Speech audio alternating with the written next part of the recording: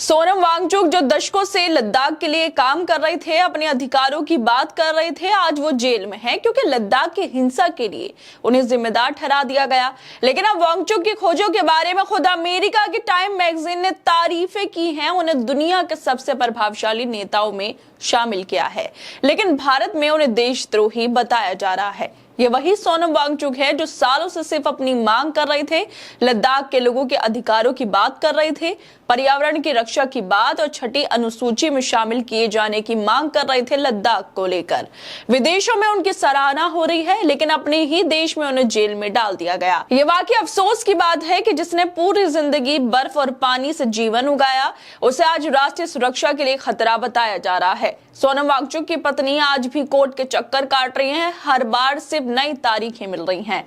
एक तरफ विदेशी मैगजीन उनकी उपलब्धियों पर लेख लिखती है, उनके नवाचारों की तारीफें करती है और कहती है वांगचुक ने विज्ञान और संस्कृति को लेकर जलवायु संकट का हल निकाला। वहीं दूसरी ओर भारत का प्रशासन उन पर विदेशी लिंक, विदेशी फंडिंग और राष्ट्रीय सुरक्षा को नुकसान पहुंचाने वाली गतिविधियों में शामिल होने के आरोप लगा देता है।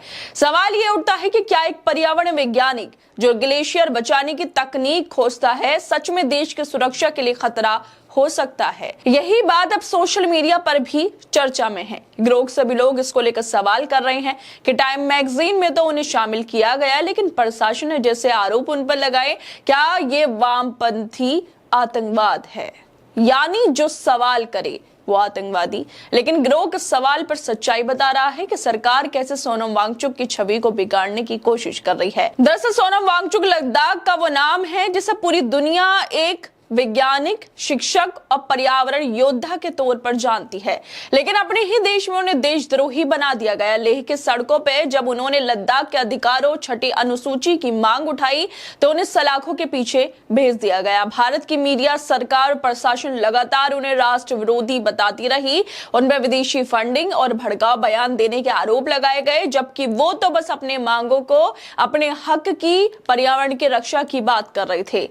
सवाल यह है कि क्या अपने ही देश में अपने अधिकारों की मांग करना देशद्रोह कहलाता है? 24 सितंबर को लेह में हुए प्रदर्शन के दौरान हिंसा भड़क गई, जिसमें 4 लोगों की मौत हो गई थी। एक पूर्व सैनिक भी इसमें शामिल थे। उस दिन जो हुआ उसकी जिम्मेदारी सीधी सोनम वांगचुक के सिर पर डाल दी गई। गृह मंत्रालय ने कहा कि उन्होंने भीड़ को भड़काया और हालात बिगड़ते ही एम्बुलेंस में बैठकर चले गए, लेकिन किसी ने ये नहीं पूछा गोली चलाने का आदेश किसने दिया? क्या प्रदर्शनकारियों को रोकने के लिए गोलियां चलाना जरूरी था?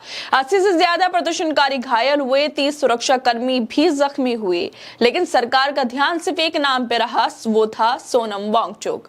इसके बाद उन पर राष्ट्रीय सुरक्षा कानून यानी NSA लगा दिया गया। कहा गया कि वो राष्ट्रीय सुरक्षा के लिए खतरा हैं, विदेशी शक्तियों से जुड़े हैं। लेकिन क्या किसी ने ये देखा जिस व्यक्ति ने अपनी पूरी जिंदगी ग्लेशियर बचाने, बंजर पहाड़ों को पानी देने और किसानों को जीवन देने में लगा दी, वो अचानक देश का दुश्मन कैसे बन गया? सरकार, प्रशासन और मीडिया सोनम वांगचुक के बारे में कुछ भी कह रहा हो, लेकिन अब अमेरिका की मशहूर टाइम मैगजीन ने हाल ही में उन्हें अपनी टाइम 100 क्लाइमेट 2025 सूची में शामिल किया, यानी दुनिया के उन 100 लोगों में जिनका काम सबसे ज्यादा प्रभावशाली माना गया। टाइम ने लिखा कि वांगचुक उन वैज्ञानिकों में से हैं जिन्होंने विज्ञान और संस्कृति को जोड़कर बर्फ से जीवन पैदा किया। मैगजीन ने बताया कि कैसे उन्होंने अपने पूर्वजों की परंपरा से प्रेरित होकर आधुनिक तकनीक से आइस स्तूपा बनाए। जब ये पिघलता है तो ये आइस स्तूपा लगभग 2,64,000 गैलन पानी प्रदान करता है, जो मई और जून के अहम महीनों में जलवायु परिवर्तन से पैदा हुए सूखे की समस्या झेल रहे किसानों की मदद करता है। इसके अलावा भी वांगचुक की खोजों के बारे में उनकी खूब तारीफें की गई। टाइम मैगजीन में पूरी दुनिया उन्हें क्लाइमेट हीरो कह रही है, लेकिन अपने देश में उन्हें खतरा कहा जा रहा है। आखिर क्यों? सरकार का कहना है वांगचुक ने लद्दाख में लोगों को भड़काया, जबकि सच तो ये है कि वो सिर्फ लद्दाख के लिए न्याय की मांग कर रहे थे। जिस तरह से सोनम वांगचुक को दुनिया के 100 सबसे प्रभावशाली लोगों में शामिल किया गया, उसको लेकर सोनम की पत्नी गीतांजलि भी ट्वीट करते हुए लिख रही हैं कि अब उनकी अपनी ही सरकार सोनम वांगचुक को राष्ट्र विरोधी और राष्ट्रीय सुरक्षा के लिए खतरा बताते हुए NSA के तहत कार्रवाई कर रही है। तब टाइम मैगजीन उन्हें दुनिया के सबसे प्रभावशाली नेताओं में से एक, जो the world's most influential leaders driving business to real climate action के तौर पर सम्मानित कर रही है अपनी 2025 की टाइम 100 क्लाइमेट सूची में। बधाई हो वांगचुक इसके लिए। और इसके साथ ही उन्होंने आनंद रंगनाथन, अर्नब गोस्वामी, नरेंद्र मोदी, अमित शाह और राष्ट्रपति द्रौपदी मुर्मू को भी टैग किया है। और इसके साथ ही पत्रकार मुकेश कुमार भी लिखते हैं, टाइम मैगजीन के मुताबिक सोनम वांगचुक दुनिया के 100 सबसे ज्यादा प्रभावशाली लोगों में से एक हैं। लेकिन मोदी सरकार उन्हें देशद्रोही बता रही है, उन्हें जेल में बंद रखा गया और बेशर्मी से कोर्ट में अपने फैसले को सही ठहरा रही है।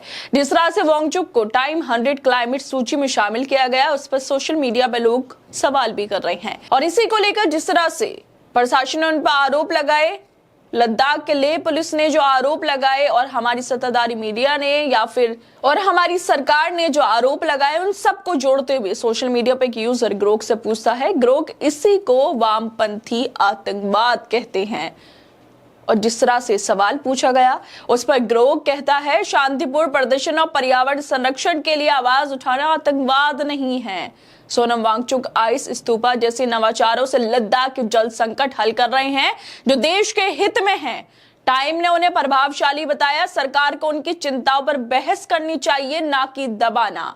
असली खतरा जलवायु परिवर्तन है, ना कि ऐसे कार्यकर्ता। सरकार को उनका साथ देना चाहिए था। वो देश के लिए इतना अच्छा काम कर रहे हैं, विदेशों में लोग उनकी तारीफें करते हैं, लेकिन सरकार के हिसाब से वो जेल में ठीक लगते हैं। विडंबना यही है, विदेशों में सोनम वांगचुक को हीरो कहा जा रहा है, अमेरिका की मैगजीन उनकी खोजों की तारीफें कर रही है, लेकिन अपने ही देश में उन्हें गद्दार कहा जा रहा है। क्या यही नया भारत है, जहां जो सवाल पूछे, जो न्याय की बात करे, जो पर्यावरण बचाने की कोशिश करे, उसे जेल भेज दो। सोनम वांगचुक की ये कहानी सिर्फ एक व्यक्ति की नहीं बल्कि उस सच्चाई की है जहां सत्ता से सवाल पूछना सबसे बड़ा अपराध बन गया। खैर दोस्तों, आप लोगों को क्या लगता है इस वीडियो को लेकर? हमें अपनी राय जरूर दें और बाकी तमाम खबरों को देखने के लिए जुड़े रहिए हमारे साथ।